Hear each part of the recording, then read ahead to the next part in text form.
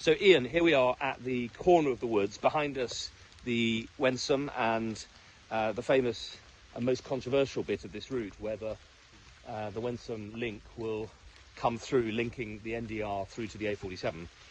Can you just say something about this site? It's an SSSI, and I think this was why the original proposal years ago back in the noughties was canned.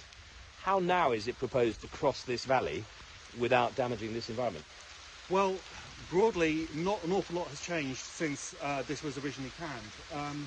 Back in the early 2000s, it was mooted that there would be a viaduct crossing here, and it would have gone through this field over there. Now the route has changed slightly. There's still going to be a massive viaduct, but it's going to be much taller, I think, than the original one that was planned. Sort of like the viaduct over the Orwell at Ipswich that goes very high. Something along those lines, yes.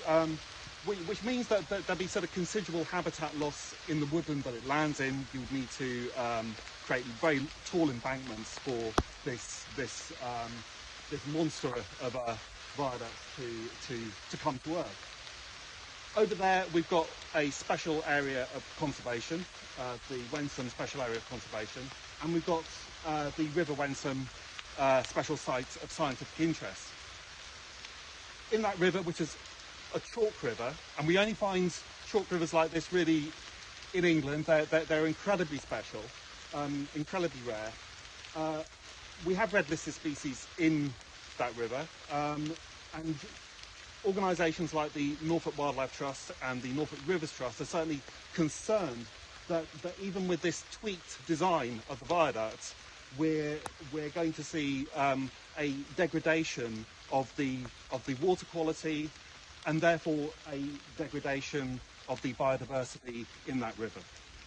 So these are difficult issues. How are we going to get the infrastructure we need without destroying our rarest habitats?